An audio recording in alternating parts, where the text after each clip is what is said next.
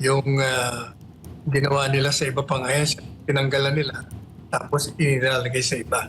Dapat talaga i-veto yun. Tanggalin nila yung AKAP, AKAP, ayuda. Diba, yung mga ginagawang nagagamitin lang sa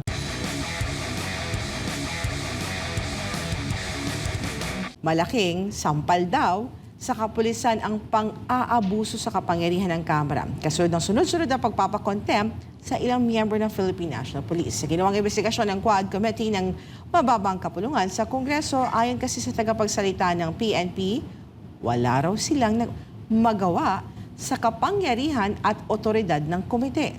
Tanging magagawa na lamang ng pulis. Ngayon, ang pakiusapan ng komite na igalang naman ng kapulisan habang dumadalo ang mga ito sa sinasabing in aid of legislation na investigasyon. Pero attorney, wala ba talagang magagawa kahit yung pamunuan ng PNP sa pagpapakontempt ng Quadcom? Sa ilan sa mga tauhan ito, gaya na lang ni Police Colonel Hector Grajaldo.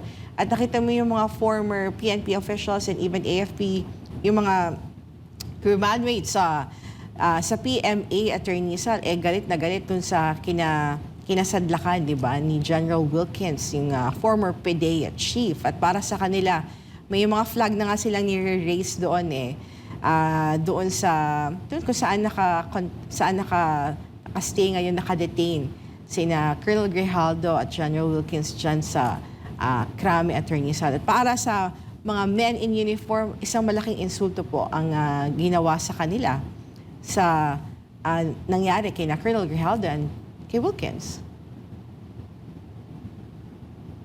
Alam po ninyo, meron silang magagawa. Anong pwedeng gawin ng PNP? It should issue an official statement protesting and at the same time condemning the treatment being given to the men in uniform. Yan ang unang magagawa nila. Pangalawa, hindi lang naman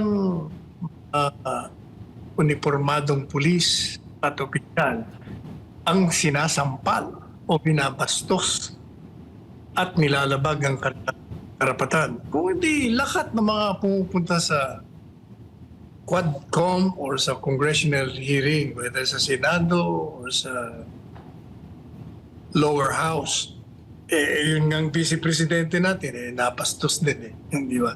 So, ang kailangan talaga, it's about time na itong mga nandyan sa Congressional Committee, kung sa tingin ninyo, natutuwa ang taong bayan sa inyo, all you have to do is read the comments in the social media and you will know na isinusuka ang inyong mga ginagawa sa paglabag ng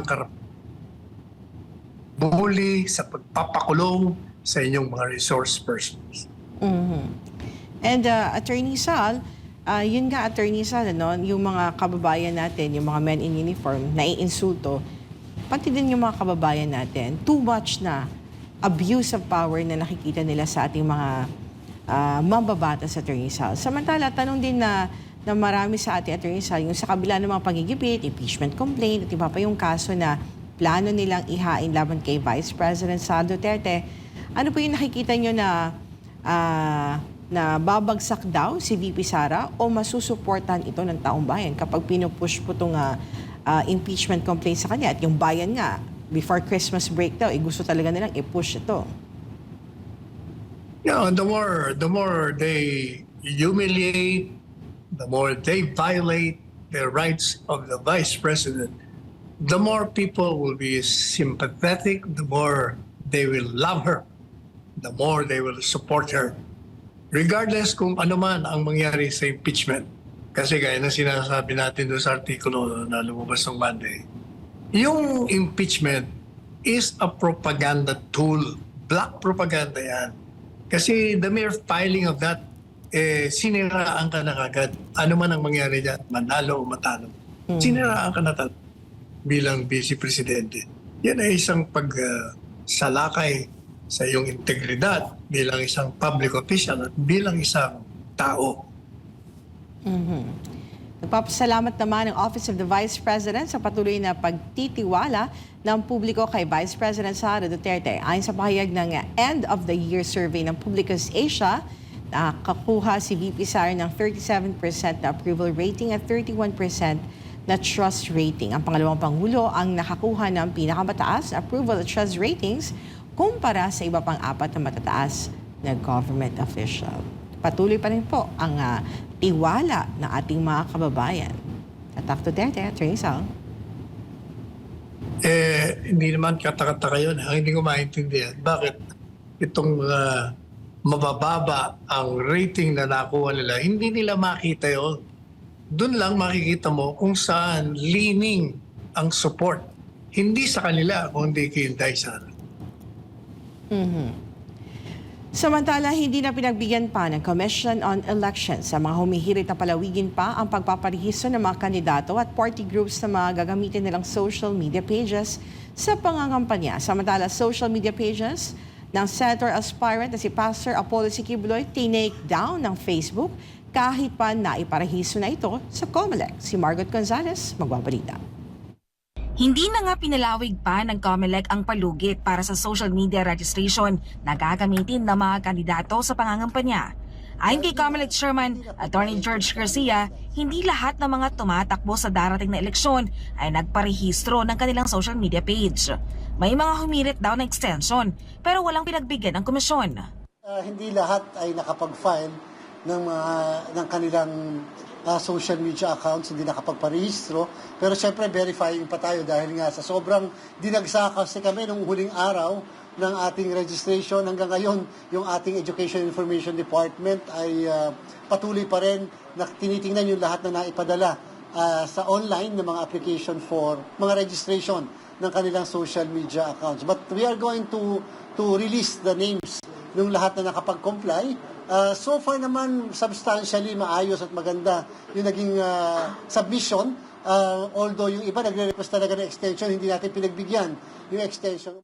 Samantala, ang social media page naman ng senatorial aspirant na si Pastor Apollo C. Quiboloy tinake down ng Meta na dating Facebook pagkatapos nitong magparehistro.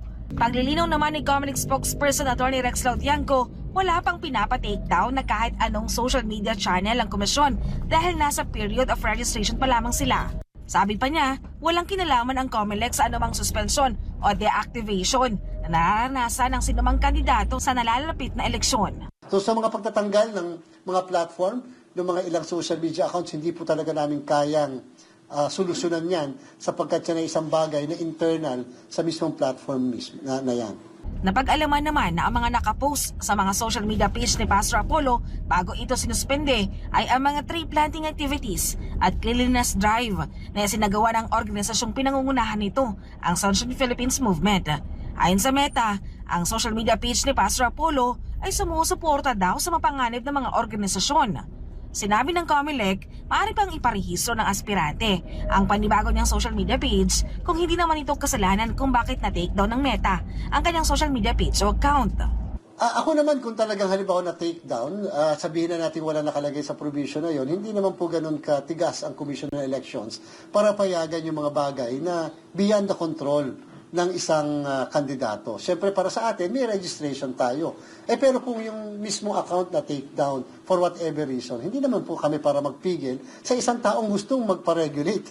Hindi ba? Ibig ko sabihin, gusto magpa-regulate. Hindi naman niya kasalanan na take down siya dahil doon sa community standard na maaaring hindi niya naabot o kaya na maaaring natanggal siya na hindi naman niya kasalanan. So, on a case-to-case basis, pwede naman namin i-handle yung mga ganyang bagay. Basta importante, kita mo yung intention to be regulated. Di ba? Sa isang banda, yun na lang i-appreciate namin na at least willing sila magpa-regulate ng kanilang mga social media pages, social media accounts. At medyo liberal ang approach na i-apply natin sa bagay na yun.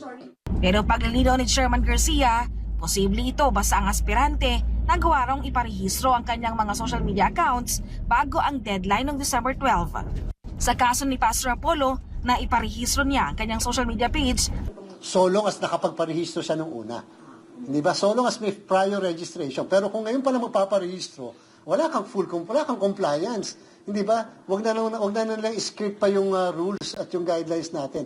Kung may previous submission, pagkatapos may nangyari something about the previous submission, o di ba, pwede nga ang substitution ng candidates eh. pinapayagan nga in case of death or disqualification. So pwede rin yung ganon. Pero kung hindi nag-submit at all, tapos biglang magsasabit ngayon, mukha namang medyo may problema na tayo doon. Matatandaan naman na kahit noon pang mga nakaraang taon ay makailang beses nang sinuspindi o tinake down ng Meta ang mga Facebook page ni Pastor Apollo C. Quiboloy kahit pa nga ang content lang ng mga ito ay puro aral mula sa Biblia. Ilang beses ding tinake down ang mga official pages ng media arm ng kongregasyon nito na Seminay na numero unang nagbubunyag ng mga karumal-dumal na gawain ng teroristang grupong CPP, NPA, NDF. Ang Meta na dating Facebook ay isang social media platform na nakabase sa Amerika. Para sa Diyos at Pilipinas kumahal, Margaret Gonzalez, Seminay News. Ayun, Attorney Sal, ano masasabi mo? Kasi importante yung ma-register talaga yung mga social media pages. Pero despite that, take down pa rin yung social media pages si Pastor. Kahit yung content naman ay all about his platform. Talagang, threatened ba talaga sila kay Pastor Apollo C. Quiboloy who is running for the senatorial race, Attorney Sal? Una-una, yung pag-rehistro ng mga platform account, like sa Facebook, okay sa akin yun. Kailangan mo talaga i-regulate yun pag kandidato ka.